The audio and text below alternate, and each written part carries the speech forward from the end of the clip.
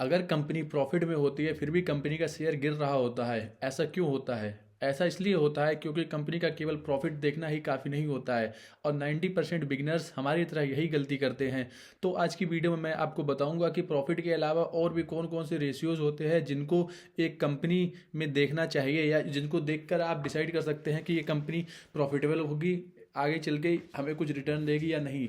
नमस्ते दोस्तों, मेरा नाम है अभिनव, और आज की वीडियो में हम ऐसे 3 रेशियोज़ के बारे में बात करेंगे जो आप एक अच्छी कंपनी चूज़ करते वक्त जिनको पैरामीटर्स रख सकते हैं।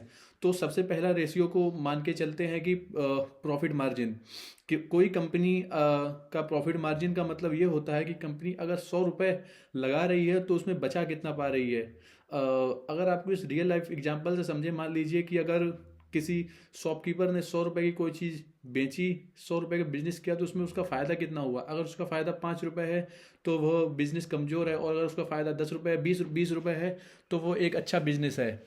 इसी तरह से कंपनी में प्रॉफिट मार्जिन होता है। दूसरा जो रेशियो होता है वो होता है return on equity. Return on equity का मतलब होता है कि कंपनी ने जब उसके शेयर होल्डर्स ने उसमें पैसा लगाया तो उसने कंपनी ने उसको कितना रिटर्न दिया। इसको भी अगर रियल लाइफ एग्जांपल से समझे तो इसको ऐसे समझ सकते हैं कि अगर मान लीजिए शेयर होल्डर्स ने किसी बिजनेसमैन को 100 रुपये दिए, तो उस 100 रुपये के बिजनेसमैन ने कितने किए? 120 रुपये किए, 150 रुपये किए। अगर ऐसा है तो वो कंपनी एक अच्छी है, आप उसमें पैसा लगा सकते हैं। और जो तीसरा और सबसे मेन रेशियो होता है, हालांकि मेन तो सारे ही होते हैं, तीसरा जो रेशियो होता है वो होता है डेब्ट ऑन इक्विटी।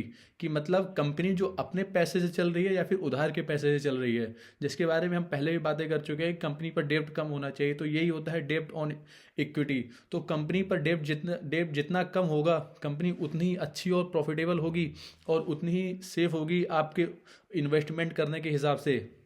तो ये जो 3 रेशियोज मैंने आपको बताए, अगर इसकी समराइज करें इसको, तो इसको शॉर्ट में समझें तो 3 चीज़ें सबसे ज़्यादा इंपॉर्टेंट होती हैं। सबसे पहले कंपनी का प्रॉफिट मार्जिन अच्छा होना चाहिए, प्रॉफिटेबल होना चाहिए। कंपनी का रिटर्न ऑन इक्विटी पॉजिटिव होना चाहिए, और डेब्ट ऑन इक्विटी काफ़ी बैलेंस्ड या कम होना चाहिए, है ना। अगर आप बिगिनर हैं तो आप ये 3 चीज़ें एक अच्छी कंपनी चूज करते वक्त ध्यान में रख सकते हैं, है ना। तो आज की वीडियो में बस इतना ही। कल हम इन 3 चीज़ों को एक रियल कंपनी के एग्जाम्पल के थ्रू समझेंगे। आज के लिए बस इतना ही, बने रहिए।